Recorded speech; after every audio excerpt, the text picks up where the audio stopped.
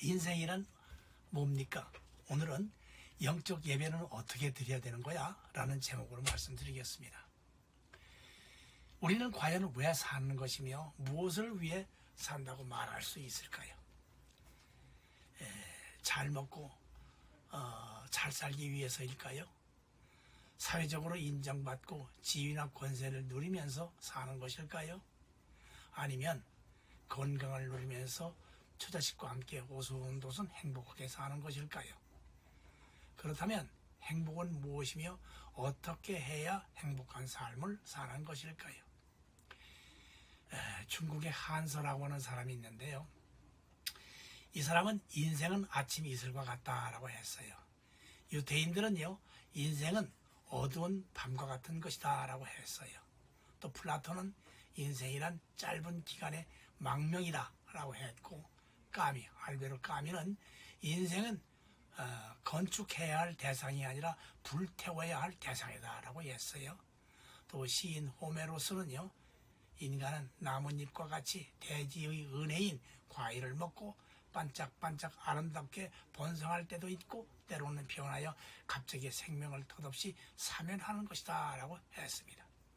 또 세네카는 인생은 짧은 이야기와 같다. 중요한 것은 그 길이가 아니라 값어치이다 라고 했고, 소크라테스는 음미되지 않는 인생은 살 보람이 없다라고 했으며, 알로나이라는 사람은 인생은 왕복차표를 발행하고 있지 않습니다. 한 번 떠나면 두 번 다시 돌아올 수가 없습니다 라고 했습니다. 한마디로 말해서 인생 속에서는 만족을 얻을 수가 없고, 어떠한 노력이나 투자를 해도 결단코 행복을 구가할 수 없다는 것입니다. 왜 그럴까요? 그것은 창조주 하나님을 모르기 때문이며 창조주 하나님을 인정하려 들지 않기 때문입니다. 하나님을 모르는 상태에서 어떻게 삶의 목표를 바르게 세울 수 있으며 어떻게 그 목표를 달성할 수 있겠는가 말입니다. 장로교의 웨스트민스터 신앙 고백의 첫 번째 질문은 인생의 제일 목적이 무엇인가입니다. 여기에 대한 대답은 하나님을 영화롭게 하고 그를 기뻐하는 것이다 라고 했습니다. 왜냐하면 하나님께서 인간을 만드실 때 그렇게 만드셨기 때문입니다. 하나님이 인간을 창조하실 때 하나님을 영화롭게 하고 하나님 한 분만으로 얼마든지 만족할 수 있는 존재로 만드셨다는 말입니다.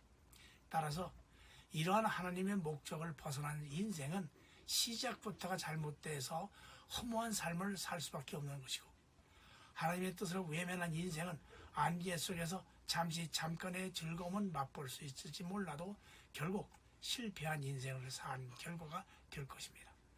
하나님께서 다른 동물들은 말씀으로 창조하셨지만 인간은 말씀 안에서 생기를 불어넣어 창조하신 것만 봐도 알 수가 있습니다. 따라서 동물들은 본능적 감각은 가지고 있지만 이성이 없는 것이며 각각의 언어는 가지고 있지만 감사와 찬미가 없습니다. 동물들이 무리를 지으며 살아가고 있으나 공동체의 삶이 없고 동물들의 두려움을 가지고 있으나 양심이 없는 것입니다. 하나님의 창조에 의해 만들어진 이 세상의 모든 물질은 유한한 존재일 뿐입니다. 언젠가는 끝을 드러내야 하고 종착역에 도착해야 하는 종말을 가진 존재라는 말입니다. 그렇다면 죽음이 종착역이 되고 죽음으로써 종지부를 찍어야 한단 말입니까? 안 됩니다. 결국 그럴 수가 없고 그렇게 되어서는 안 됩니다. 만일 그렇게 된다면 세상에 태어나 온갖 천대와 멸시를 받으면서 그러면서도 착하게 살아온 사람들은 어찌 될 것입니까? 온갖 악행과 나쁜 짓으로 남의 눈에서 피눈물을 흘리게 한 자들은 어떻게 된단 말입니까? 또 나라와 민족을 위해서 피를 흘린 선열들은 어찌 될 것이고, 지금껏 믿음을 가지며 신앙생활을 하다가 비명에 죽어간 성도들은 어찌 될 것이란 말입니까? 그래서라도 죽음 이후의 세계는 반드시 필요하고 선악과 행한 대로 심판하실 신이 절실해지는 건 사실 아니겠습니까? 그 절실함을 해결해 주실 분이 천만다행으로 우리 곁에 계십니다. 그분이 바로 우리가 믿어야 할 하나님이고 그 하나님이 우리의 영혼을 책임져 주실 것이기 때문에 아무런 염려가 할 필요도 없는 것입니다. 하나님께서는 우리의 영혼을 불면의 존재로 만드셨어요. 그래서 죽음이 우리를 좌지우지할 수가 없습니다. 우리의 죽음은 마침표가 아니라 쉼표일 뿐이며 죽음은 끝이 아니라 영혼의 영원한 삶을 시작하는 출발점이 되는 것입니다. 이를 위해서 예수 그리스도께서 십자가에서 죽으신 후 부활하신 것이며 나는 부활이요 생명이니 나를 믿는 자는 죽어도 살겠고 무릇 살아서 나를 믿는 자는 영원히 죽지 아니하리니 이것을 내가 믿느냐라고 말씀하시는 것입니다. 고로 하나님을 만날 준비가 되어 있는 사람은 이 세상의 부귀영화가 사실 아무짝에도 쓸모가 없어요. 육체의 굴레를 벗어던지는 죽음이 차라리 반가운 것일지도 모릅니다. 왜냐하면 장차 누릴 참된 행복들이 가슴을 설레게 하고 그런 환상에 사로잡히다 보면 한시라도 빨리 하나님을 뵙기 원하기 때문에 그래요. 문제는 우리의 믿음이 이런 수준에 도달했느냐 아니냐가 관건인데 이러한 믿음을 잘 설명해주고 있는 것이 로마서 1장에서부터 11장까지는 믿음의 문제를 다루고 있고요. 12장에서 16장까지는 어떻게 믿어야 하는지에 대해서 말씀해 주고 있습니다. 다시 말해서 신앙인들의 삶의 지표로 삼고 나가야 할 실천적 방법과 윤리적인 삶의 태도를 로마서가 밝혀주고 있다는 말입니다. 한마디로 말해서 기독교인의 삶은 예배하는 자로 살아가야 한다는 것입니다. 이것이 성도의 본분이고 기본적인 틀이라고 말할 수 있겠죠. 이 방법 외에 다른 방법은 있을 수도 없고 있어서도 안 될 것입니다. 이 방법만이 성도를 성도답게 하고 인간을 창조하신 하나님의 뜻에 가장 합당한 길이 되면서 이 방법만이 하나님을 기쁘게 해야 되는 유일한 길이라고 말할 수 있습니다. 그렇다면 예배란 무엇이며 어떻게 드리는 예배를 하나님께서 기뻐 받으신다는 말일까요? 예배는 문자적으로 해석하면 공경하는 마음으로 엎드려 절한다라는 그런 뜻입니다. 헬라어로 프로스퀴네오도 존경을 나타내면서 가치를 어떤 이에게 돌린다는 뜻이므로 형식적이지 않아야 된다는 말이 됩니다. 마음속에서 하나님을 공경하는 마음이 우러나와 그것이 겉으로 드러나는 형식이나 절차에 묻어 나와야 한다는 뜻입니다. 이건 사실상 내가 할 수 있는 일이 못 됩니다. 그렇기에 신령과 진정으로 예배하라고 하는 것인데 여기에서 신령은 성령을 의미하고 진정은 진리 즉 예수님을 의미하므로 사실은 내가 예배를 드리는 것이 아니라 예수님과 성령님이 내 대신 예배를 드려주신다는 말이 됩니다. 그런데 이렇게 예배를 드리려면요 어떻게 해야 되는지 아세요? 내가 없어져야 돼요.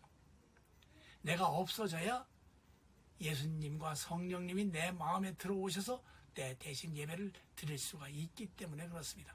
이렇게 드리는 예배가 영적 예배라는 것입니다. 다시 말해서 내가 드리는 예배는 신령과 진정으로 드리는 예배가 아니라는 말이며 나는 신령과 진정으로 예배를 드릴 수가 없다는 뜻입니다. 반드시 나라고 하는 존재는 없어지고 내 안에 예수님과 성령님이 들어오셔서 내 대신 예배를 드려주는 것이 신령과 진정으로 드리는 예배라는 말입니다. 그러면서 영적 예배를 한층 더 고취시키기 위해서 덧붙여지는 말이 너희 몸을 하나님이 기뻐하시는 사한 제사로 드리라라는 것입니다. 로마서 12장 1절 말씀이죠. 이건 뭐를 말하는 것일까요? 이는 우리의 몸이 제물이 되어야 한다는 뜻입니다. 실제로 구약 시대에는 하나님께 제물로 바치는 짐승을 갖다가 사지를 자르고 내장을 꺼내고 각을 떠서 하나님께 바쳤어요. 제물이 살아있어서는 안 되었습니다. 반드시 죽여야 합니다. 그렇다면 우리도 칼로 배를 가르고 목을 따고 실제로 제단에 바쳐야 한단 말입니까? 아니죠. 눈에 보이는 처절하고도 끔찍한 살인을 말하는 것이 아니라 이런 사건은요. 예수 그리스도께서 십자가에서 이미 다 치르셨고 이것으로 충분합니다. 더 이상의 제물은 필요도 없고 의미도 없어요. 예수 그리스도께서 제물이 되신 것으로 충분합니다.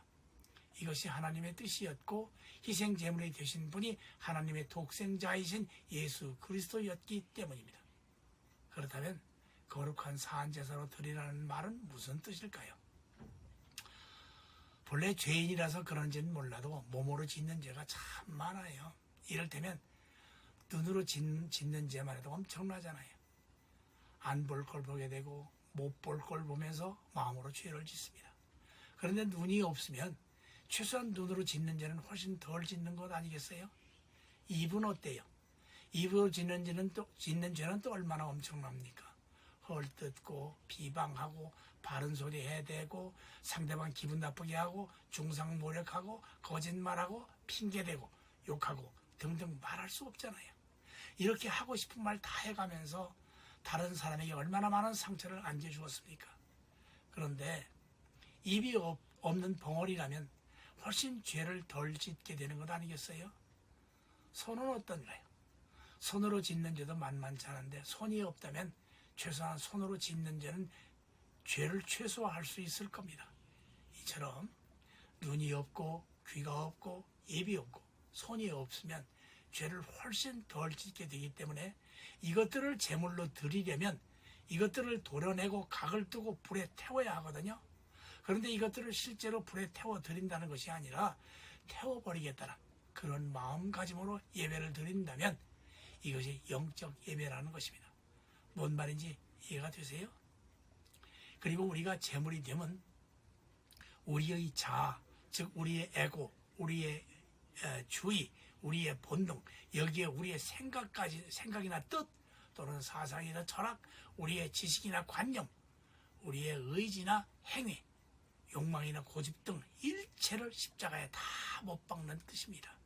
그리고는 모든 것을 하나님의 뜻에 맡기고 하나님의 뜻에 절대적으로 순종하겠다는 의지와 결단이 예배 속에서 나타나야 한다는 말입니다. 이것이 산제사이고 거룩한 예배이며 하나님이 기뻐하시는 예배인 것입니다. 동서고금을 통해서 수많은 교회와 성도가 예배를 드려왔고 앞으로도 드릴 것입니다. 그런데 교회에 나와서 예배를 드린다고 하지만 사실은 진정한 예배를 드렸다고 보기는 어렵습니다. 왜냐하면 우리의 삶이 뒷받침되지 못하고 있기 때문에 그렇습니다. 적어도 예배, 즉 산제사를 드렸다면 우리의 자아가 죽임을 당했어야 오를진데 교회 밖에 나가면 그 삶에서 자아가 버젓이 살아있잖아요. 뭔가 잘못된 거 아니겠어요? 교회 안에서 죽은 자아가 교회 밖에서 활개를 친다면 그건 죽은 것이 아니잖아요. 혹시 가사 상태였을까요? 가사 상태에서는 부활을 경험할 수가 없습니다. 진정한 죽음은 다시 살아날 수가 없어야 맞고 진정한 죽음일 때 하나님의 은총이 주어지는 것이며 부활의 은총을 입을 수가 있는 것입니다. 문제는 우리의 자아가 일시에 죽지 않고 살아있으면서 우리 속에 있는 죄성과 결탁해서 우리의 심성을 들쑤셔 놓고 있다는 사실입니다.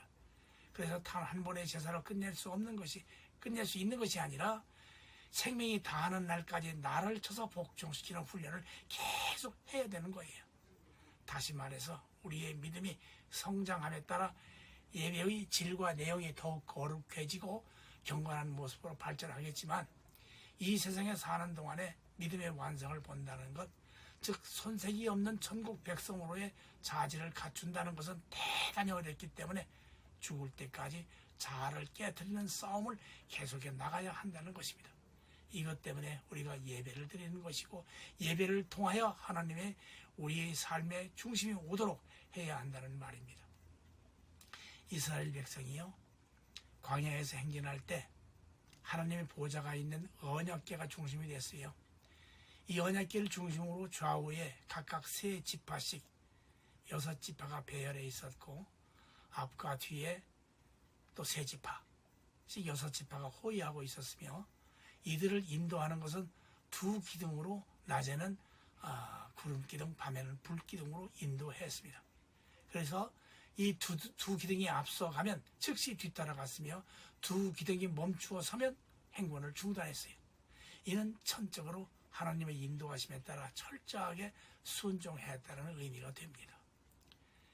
이들은 개인적으로나 집단적으로 일을 도모하다가도 불기둥이나 구름기둥에 서면 하던 일을 일단 멈추고 언약궤를 중심으로 하나로 뭉쳐 행군을 했는데, 이건 삶의 중심이 하나님이 되었다는 것이고 삶의 목표가 하나님의 영광을 돌리기 위한 것이었음을 한마디로 증명해 주고 있는 것이었습니다.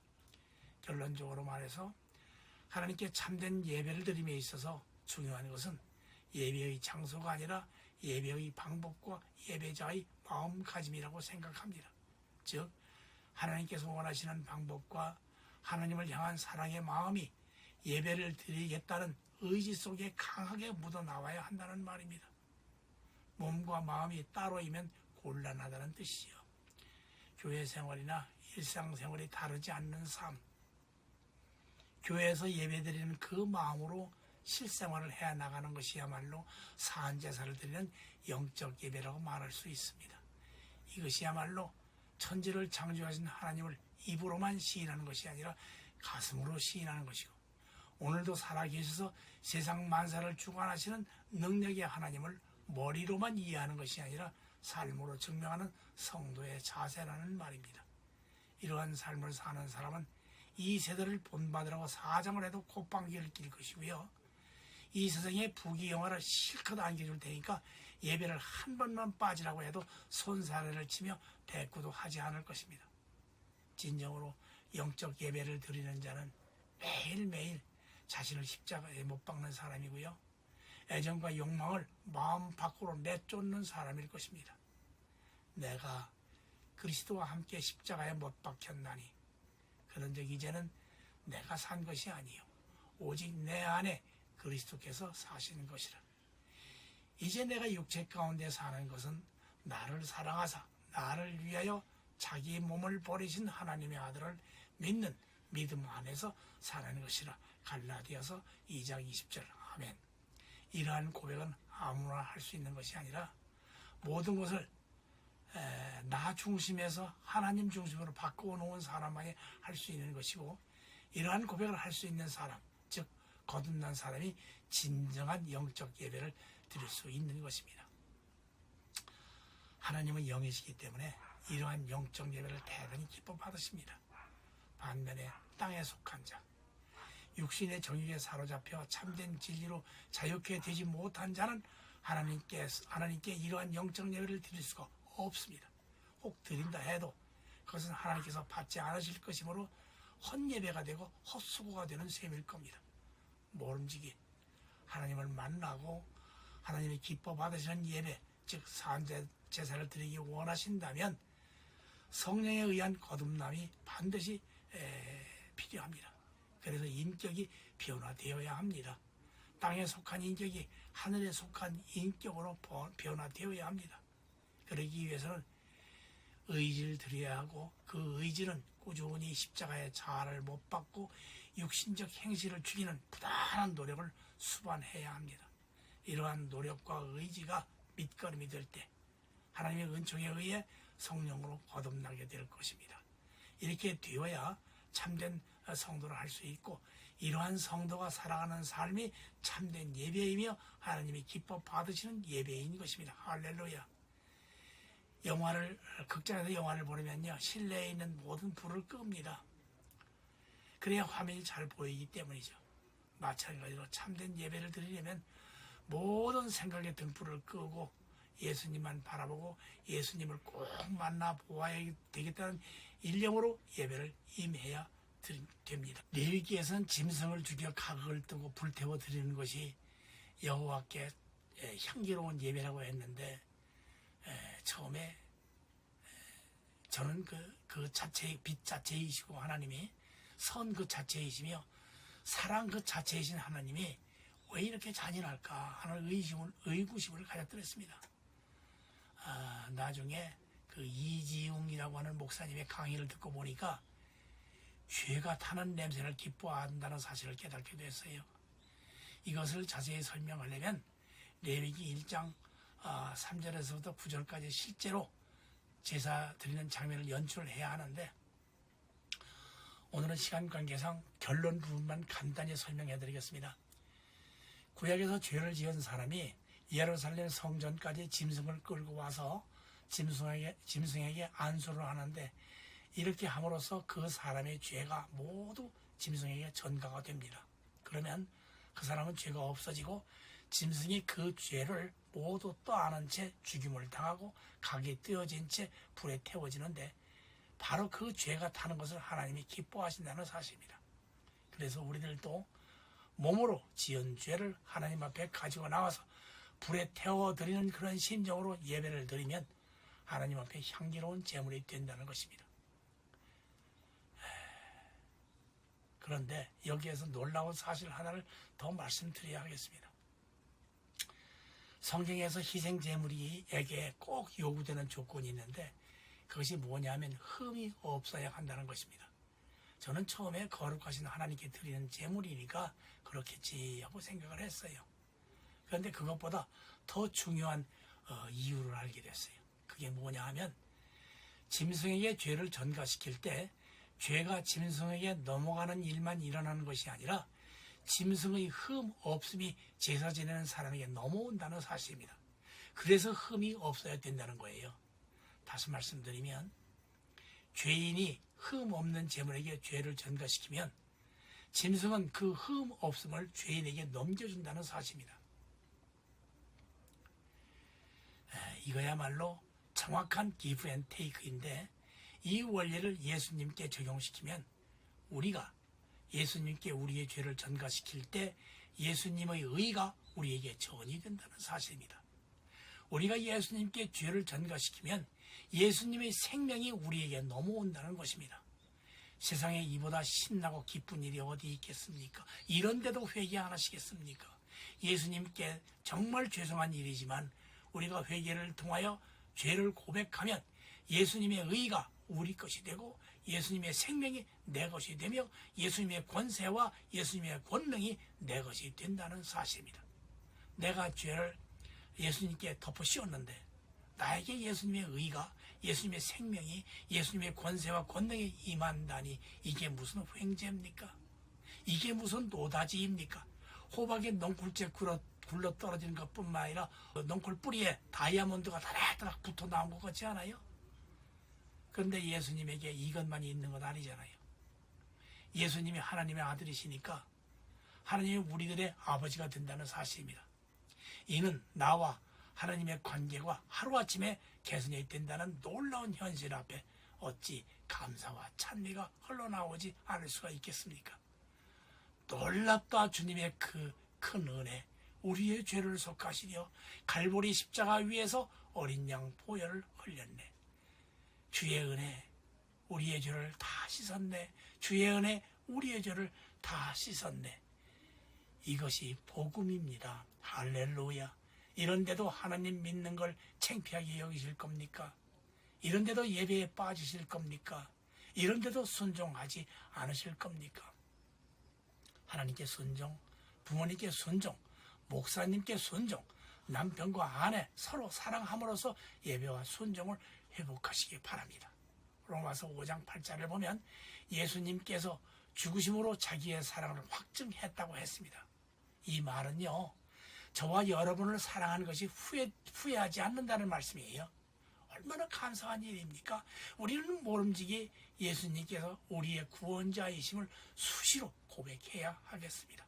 모쪼록 예배와 순종이 회복되시기를 간절히 바랍니다. 우리 옆 사람 엄숙한 표정으로 말해 보겠습니다. 예배와 순종, 예배와 순종. 이것이 제대로 안 되면 사사기 짱 납니다. 예배와 순종이 이루어지지 않으면 열왕기 상하에서처럼 어려운 시련을 겪어야 하고 역대기 상하에서처럼 거덜나는 신세가 된다는 사실을 명심 또 명심하시기 바랍니다.